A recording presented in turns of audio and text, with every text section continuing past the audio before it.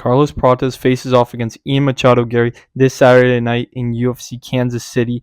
This is a solid fight, and I think it's going to be one of the closest fights in welterweight this year. This is a really tough matchup for both guys. We've seen Carlos Prates run through every single one of his opponents with relative ease, back to back to back to back to back KOs, performance bonus, one after another, one after another, one after another, just smoke Neil Magny.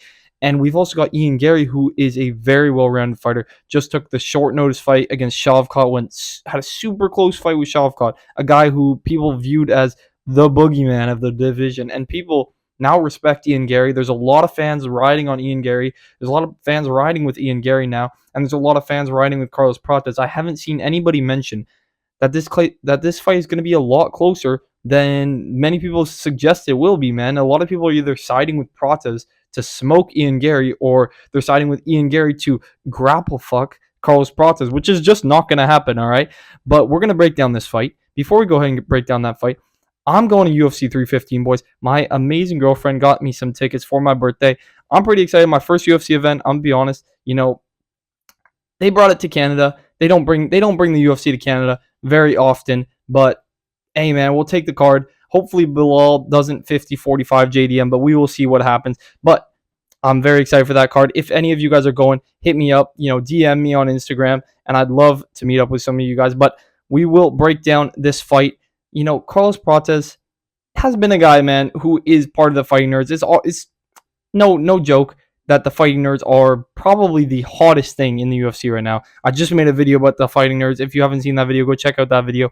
The Fighting Nerds have been just an unlimited hype train that all of them winning, being 19-0 in the UFC, has given them a lot of privilege, has given them a lot of leverage over huge fights. I mean, we're seeing Caio Borralho use that leverage to the max, man. Just because Jean Silva, Carlos Prates, and Rufi are all coming off of finishes, it doesn't mean that Caio Borralho deserves a shot against Khamzat Chimaev for the interim title.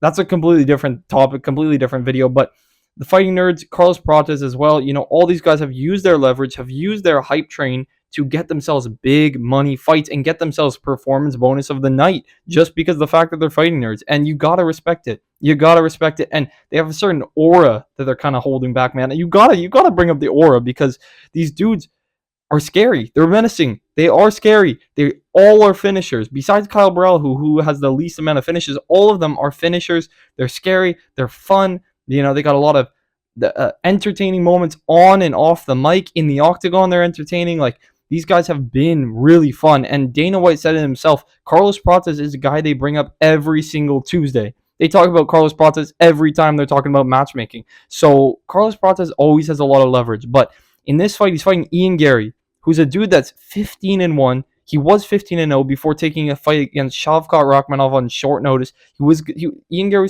was matched up against Joaquin Buckley. If you guys remember, he was supposed to fight Joaquin Buckley as the main event of UFC Tampa. Unfortunately, that fight fell through, and then we had Ian Garry facing against Shavkat because Shavkat was supposed to be fighting Bilal Muhammad right at UFC 310. That fight fell through, and Ian stepped up. He stepped up. He's done this twice now. This is the second time he stepped up on short notice. He wasn't supposed to fight Carlos Prates. Prates was supposed to fight on 314 against Jeff Neal. That fight got canceled, and here we got Ian Garry stepping up again. 3 weeks short notice, man, to fight a tough dude and probably a future contender. If he beats Ian Garry the way that people are saying he will, the way that I think he might, if he will beat Ian Garry, he's going to beat him by KO. He's going to have to, right? Because Carlos Prates does not have the best lungs. This dude's cardio is going to be very questionable, smoking all those ciggies, man. We're going to see what happens, but it's going to be tough to see if Ian Garry can get through Carlos Prates. But Carlos Prates, people are looking at Carlos Prates, they're saying he's going to walk down Ian Garry. He's going to knock him out with ease. I don't think. People are showing clips on Instagram. This shit's pissing me off. People are showing clips on Instagram of Ian Garry getting dropped by Song Kanan, and they're like, oh, Ian Garry's cooked. Carlos Prates is going to land that shot. He's going to put him to sleep. You can't base it off of that one singular shot, boys. You can't, okay? It was a lucky left hook. It was clean. It should have knocked him out cold. But Garry recovered. He's always recovered against Shavkat. He wasn't put in any serious danger. He put Shavkat in the most danger that there was in that fight. He almost submitted Shavkat Rachmanov, almost submitted Michael Venom Page. I know I'm saying almost, but put them both in very dangerous situations. And when he's in trouble on the feet, he can mix in the grappling. We've seen that he out-grappled Shavkat Rachmanov, who is somebody who was, like I said before, seen as the boogeyman, right? Seen as the guy that will finish you anywhere the fight goes. And he was able to go 25 minutes with Shavkat and show that he is not unbeatable, unbreakable, and he's not this complete finisher everywhere the fight goes. He showed that there's holes that Bilal can exploit when he fights Shavkat, right? So I think Ian Garry can exploit a lot of those holes in Carlos Prates' game. Carlos, we have yet to see his takedown defense. Or much of his takedown defense. The only bit that we saw was against Neil Magny up against the cage in the Apex, which is a smaller octagon, right?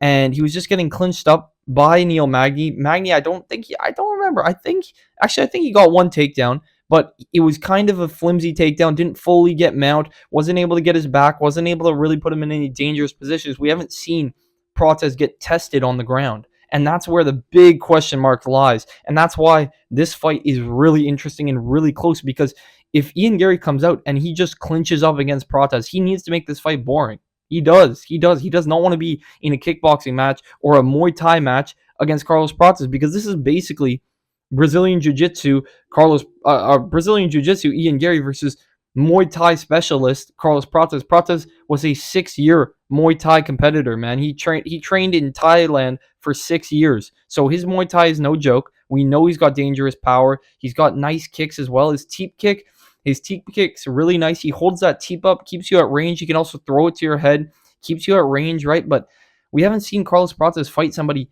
that's a decent bit taller than him as well, right? Like, he's been smoking guys that are either his height or lower. I believe Neil Magny was his height. Jeff Neal would have been shorter than him. Jeff Neal was a great matchup for Carlos Prates. That was a perfect matchup for Carlos Prates. And that's why I love that fight got canceled, because a lot of people were pissed that fight got canceled, but it was a perfect matchup for Carlos Prates. This dude was a minus 500 favorite when the odds opened for a reason, okay? That is the perfect matchup against a boxer as well. He didn't have to worry about leg kicks. He didn't have to worry about anything. He would have destroyed Jeff Neal. And that's why against Ian Garry's bigger. Ian Garry's massive for the division, all right? He's put on a lot of muscle. He's really tall. He's 6'3". He's big. He's got really nice kicks, really, really nice leg kicks, head kicks. He used that against Rodriguez. Really nice kicks, and he's able to keep you at distance, right? And he's very bladed stance. He has been tagged with hooks before, and that's where people keep dragging up these shots, and they're like, oh, if Carlos Prates lands that, it's lights out. And sure, it could be like that, but we have yet to see Ian Garry really get dropped besides that Song Kanon fight, and he hasn't been put out, right?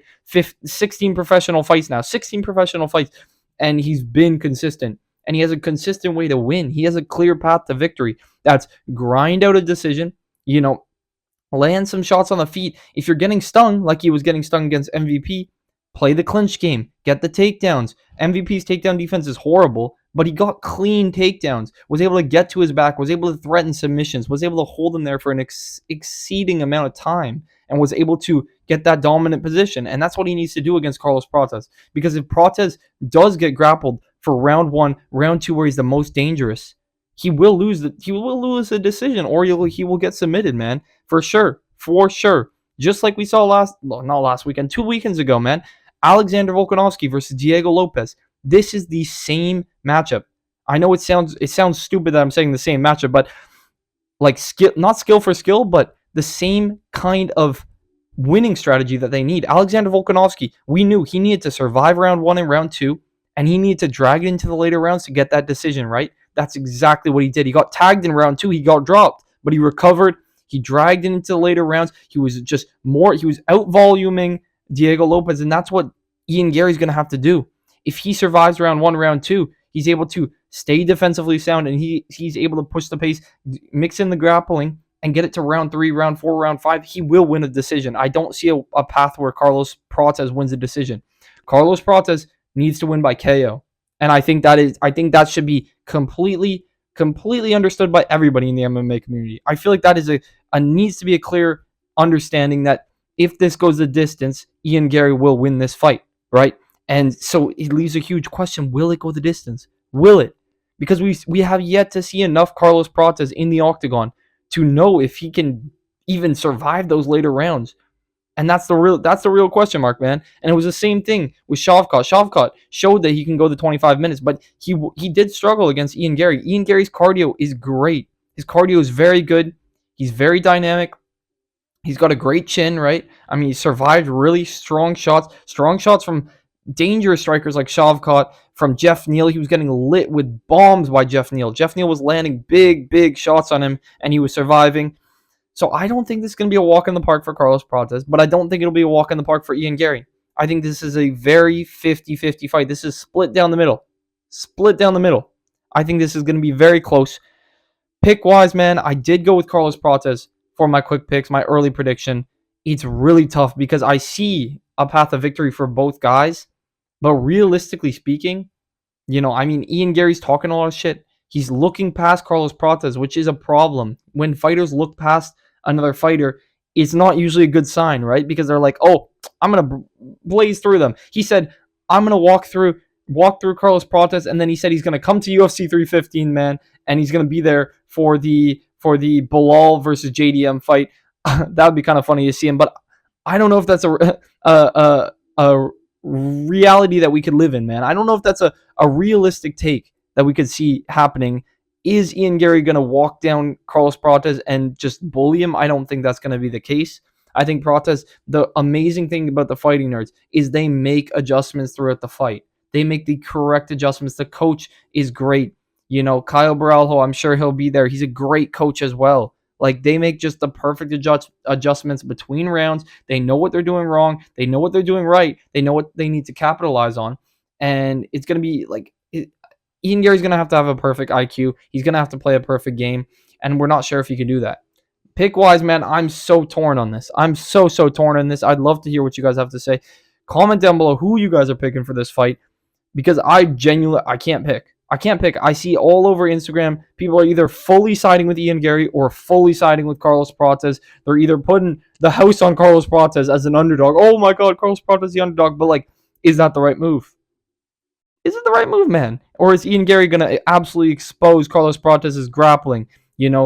Expose that height difference that they're going to have. Ian Garry's going to have a couple inches over him, and he's going to have I think he's got a reach advantage as well, but they're pretty similar build, but I think Ian Garry's bigger than Carlos Prates. So is he going to expose that from Prates? Prates can't land that high teep kick. I don't think he's going to be landing that.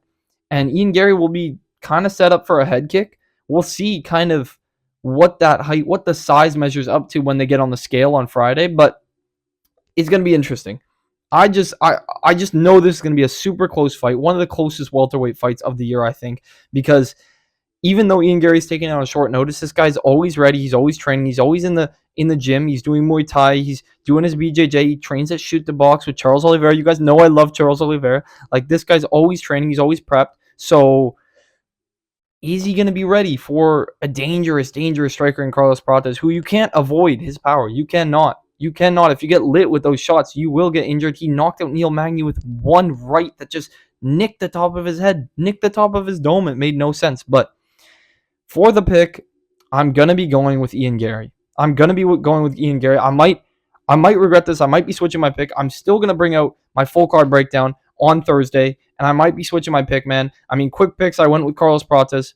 Now I'm going with Ian Garry after watching some tape, after watching some of their old fights, and a clear path to victory for Ian Garry is to get that decision win, to drag it into the later rounds. And I watched that, rewatched that Shavkat fight, and his cardio was good. He was clean. I know it wasn't a brawl. It wasn't like they were super exhausted. They weren't throwing hands. This wasn't a fight of the night. So he did keep a lot of his energy. But Carlos Prates isn't a guy that's going to come out here to out-volume you. He's not trying to lay down 20 shot combination, right? So he's trying to land that perfect shot. And if he drops you, he doesn't go to the ground to finish you. He lets you back up. And we've seen Ian Garry has been dropped, but he's gotten back up. And I think that's a perfect example of what could happen. Is Carlos Prates drops Ian Garry, he lets him back up, Ian Garry goes for the takedown or goes for a clinch situation and is able to get a unanimous decision or even a split decision, So I'm going to side with Ian Garry for now. I think he's just more well-rounded.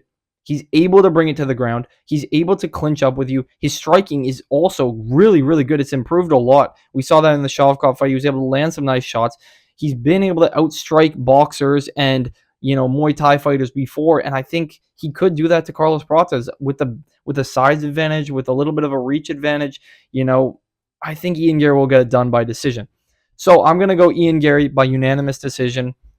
49-48. It's going to be close, though. It's going to be close. But I'd love to hear what you guys have to say about this fight. Drop it down in the comments who you guys are picking in this fight, and I will catch you boys in the next one. See you.